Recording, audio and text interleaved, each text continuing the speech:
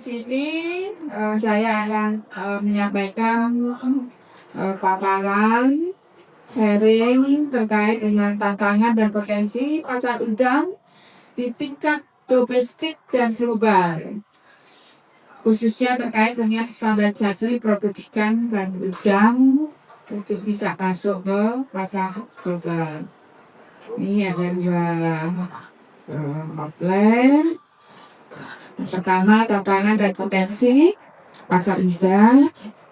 Nah, sebenarnya saya akan melewati slide-slide yang umum. Saya ingin langsung ke Mbak Putri dari Semarang dan Bapak dari pembudidaya tadi dengan video-videonya di situ terkait dengan kalau kami menyebut si samping cesium. Jadi kalau ini saya lewatin aja ya. Saya ingin langsung bercerita terkait ini produksi produksi perikanan budidaya untuk provinsi Bangka Belitung.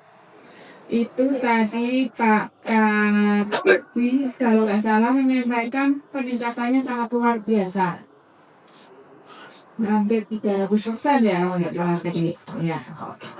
Dan itu yang perlu kita jaga bersama. Selain udang ternyata juga banyak hasil laut dan hasil budidaya lainnya. Ini lantai pasang udang tadi Pak Hasanuddin sudah menceritakan bahwa kita harus menjaga rantai dingin ya Pak ya. Nah, tadi juga disampaikan bahwa kita saingannya itu Ekuador, India. Memang tidak itu Pak ya. Tapi semangat para pelaku usaha udang, para petambak udang. Ternyata dari sisi tes Amerika terpilih bukan Indonesia. Tepuk tangan loh. Sehingga hilangnya udang di pasaran Amerika itu Walmart dan pasar-pasar dan bayi lain itu apalah ingin segera permasalahan ini selesai dan juga bisa masuk kembali ke Amerika. Terkait permasalahan industri udang tadi Mbak Putri dan Pak Pembudidaya dan menyampaikan kita itu salah satu penyakitnya adalah salah satu permasalahan adalah penyakit udang.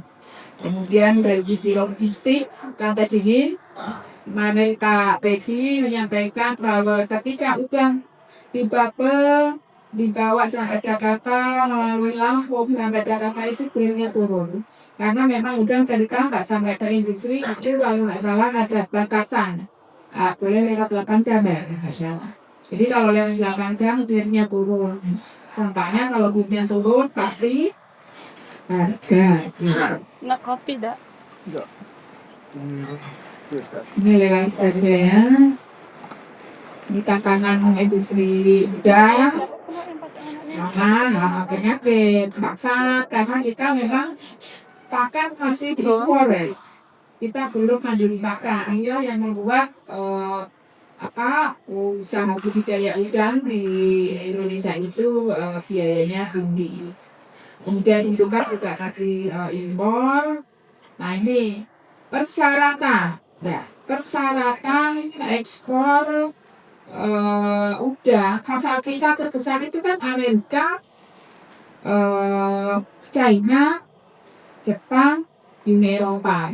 Tapi Uni Eropa ini untuk bisa ekspor ke Uni Eropa itu kita ada 3 pintu yang harus dilalui sebelum kita bisa ekspor, yaitu yang sudah rutin yaitu bahwa kita harus melaporkan hasil monitoring NRSP National Residue Monitoring Program. Jadi kita menyampaikan hasil tahun ini dan menyampaikan plan perencanaan monitoring di tahun depan dan juga terkait dengan monitoring AMR antimikrobial resisten. Ini kita telah mengirimkan ke Uni Eropa itu beberapa regulasi daftar antibiotik yang dibolehkan dan dilarang di Indonesia.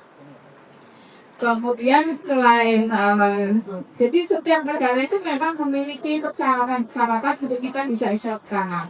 Selain dari Eropa, kita untuk Saudi Arabia, ya.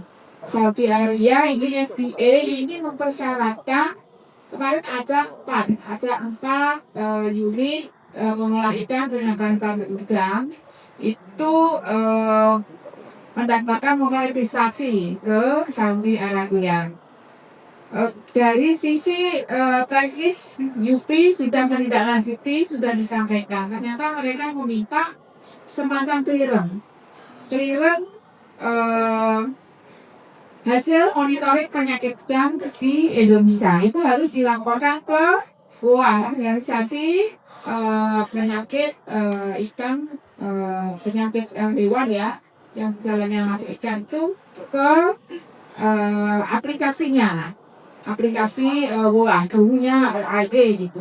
Nah terkait hal itu kita dianggap belum mencukupi laporan kita, sehingga itu ya USFDA Saudi Arabia ini belum keluar. Sudah biayanya mahal, sekitar 150 juta untuk biaya inspeksinya itu. Dan ternyata juga belum. Mudah-mudahan karena otoritas konten yang diakui oleh SFDA itu BPOM, sehingga kita selalu bersama-sama BPOM untuk segera menyelesaikan ini. Nah ini Bapak Ibu sekalian cara ekspor hasil perikanan kita sebenarnya bertumbuh ya, bertumbuh 4% ya, 4% per tahun untuk volume maupun nilainya itu dari 2019 hingga 2024. Kemudian ekspor tahun 2024 ini sebesar 5,95 miliar. Nah ini negara tujuan kita itu Amerika, Tiongkok, ASEAN, Jepang, Uni Eropa. Kemudian komoditas yang kita ekspor juga udah tuna tongkol cakalang, cumi sotong gurita, kerajinan kepiting, dan rumput laut. Itu adalah 5 komoditi terbesar yang diekspor. Nah ini terkait penanganan kasus udang beku karena kontaminasi si cantik tadi ya. Nah ini kita pertama kali mendapatkan notifikasi dari custom border atau bea cukainya sana. Jadi di sana kontainer yang masuk itu melalui RTM, melalui radiasi kota monitor, kontainer lewat itu bunyi gitu. Bunyi acara radiasi. Nah dari situ CCTV lapor ke FDA, FDA mengambil sampel dan ternyata positif. Dan ditemukannya hanya 68 becquerel. Sedangkan standar mereka itu 1.200. Jadi masih jauh sebenarnya. Standar kita itu 500 sesuai dengan Menkes. Kemudian standarnya COVID itu 1.000. Kita sudah sejak awal notifikasi bulan Juli 19 Juli itu kita langsung koordinasi dengan FDA untuk mendapatkan penjelasan. Ini ditemukan 19 tapi memang kami motif kamu tolak. Sedangkan standar kamu 1.200 gitu. Tapi FDA selalu bilang bahwa oke, standar saya memang 1.200. Namun demikian karena dampak dari adanya radioaktif pada udang yang dimakan masyarakat kami, untuk kesehatan masyarakat kami ke depan, maka kami menerapkan zero. Artinya tidak boleh ada gangguan ketika ekspor udang ke Amerika. FVM nggak boleh bunyi, bunyinya seperti itu. Kemudian setelah kita melakukan kita begitu ada notif, kita langsung ke BRIN, ke BRIN untuk koordinasi, dan kita langsung investigasi bersama, ke BMS karena notifnya untuk PT BMS. Kita langsung investigasi, deteksi lingkungan, dan juga deteksi tambah asal bahan baku dari PT BNS itu sendiri. Untuk tambah itu tidak ditemukan setelah kita sampling, deteksi lawan dan juga menggunakan alat itu tidak terdeteksi. Nah, untuk di lingkungan PT BNS yang ada di Cikambe itu eh, alat detektor itu berbunyi gitu. Dan kita uji yaitu di di atap, kemudian di filter, kita udara itu terdeteksi gitu. Sehingga tanggal 14 Agustus itu keluarlah import alert 9951 sehingga PT BNS dikenakan BWPE atau pemeriksaan penahanan produk tanpa pemeriksaan. Kemudian setelah kita melakukan komunikasi terus menyampaikan kembangan-kembangan dan FDA juga mencari data-data tanggal 3 Oktober FDA mengeluarkan import alert lagi yaitu nomor 9952. Di dalam import alert 9952 ini berlaku dua ketentuan yaitu red list untuk PT BNS di mana untuk penghabisan red list itu PT BNS harus melakukan menyewa kami yang dari konsultan untuk melakukan penyelesaian permasalahan melakukan corrective action, tapi pihak ketiga ini harus ditunjuk oleh FDA gitu untuk menyelesaikan dan melaporkan atau dia mengajukan petisi ke FDA untuk penghapusan nanti itu sendiri. Kemudian ketentuan yang kedua itu adalah yellow list. Ya, yellow list ini diberlakukan kepada seluruh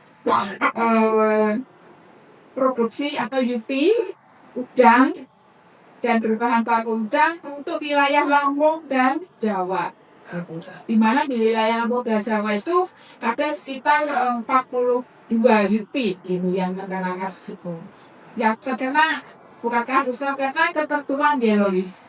Nah, untuk yellow list ini bagaimana? Jadi untuk UP, Jawa dan Lampung ketika ekspor ke Amerika itu satu produknya harus di scanning. Ada alat scanning yang saat ini yang memiliki itu Bapeten dan BRIN serta BRIMOB.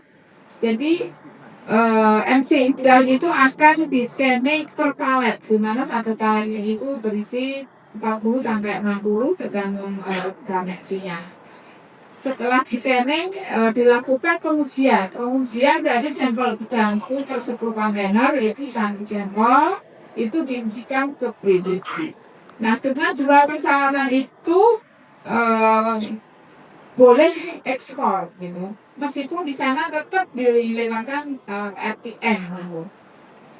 Dan FDA telah menunjuk tanggal 9 Oktober menunjuk badan mutu selaku CD. Kenapa?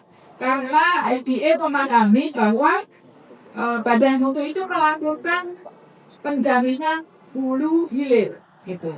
Sejak udang itu di budidaya dan mulai bentuknya di budidaya, diberi pakan apa, diberi pot apa, itu semuanya dilakukan sertifikasi oleh badan mutu. Sampai ke udang itu diproduksi, disertifikasi hasil oleh badan mutu.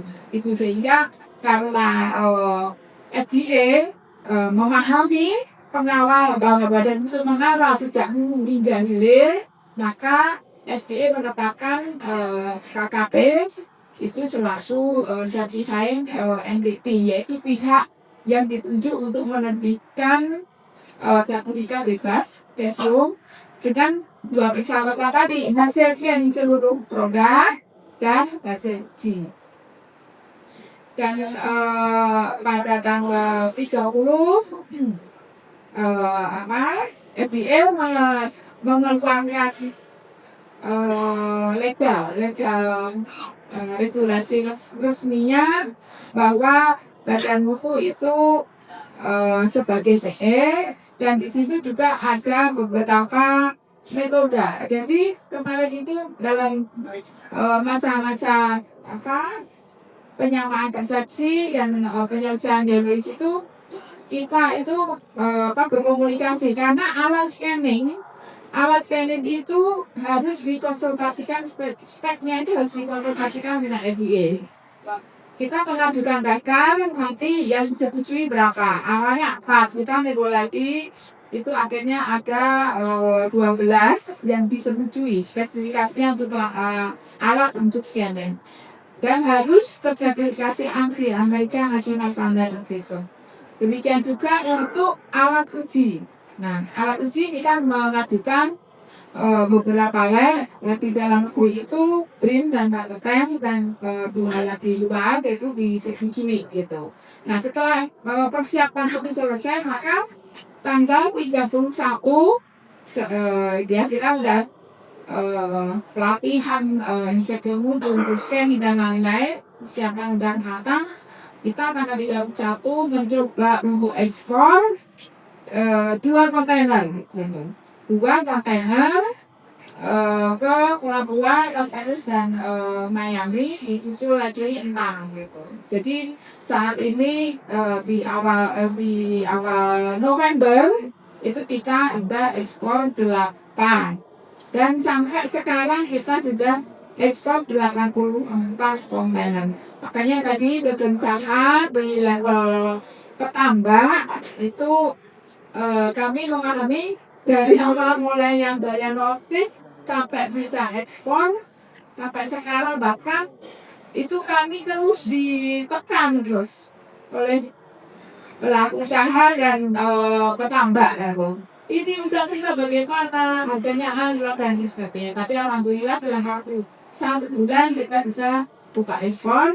Nanti tanggal 28 kita juga pelepasan lagi kurang lebih 300 kontainer. Nah ini mungkin nanti hal ini bisa memperbaiki harga ikan yang menambah karena sudah mulai bisa masuk pabrik karena konsolnya sudah mulai kosong.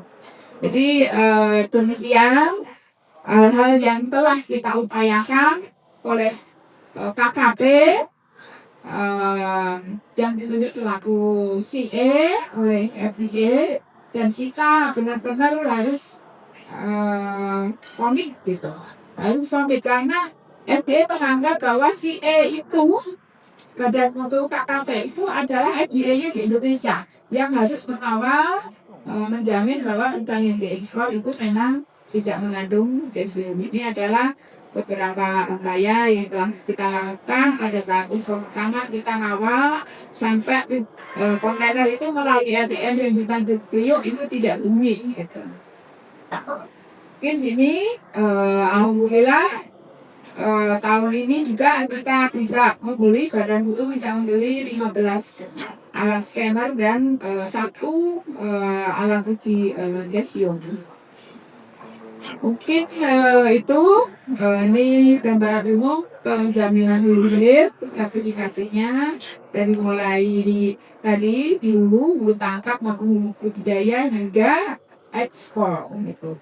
Dan wajib menggunakan SMKHP atau sertifikat kesehatan dari badan itu karena kalau tidak nanti di negara tujuan akan dilakukan penolakan.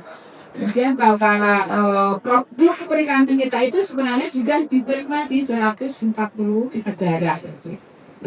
Mungkin itu Mbak, terima kasih. Assalamualaikum warahmatullahi wabarakatuh.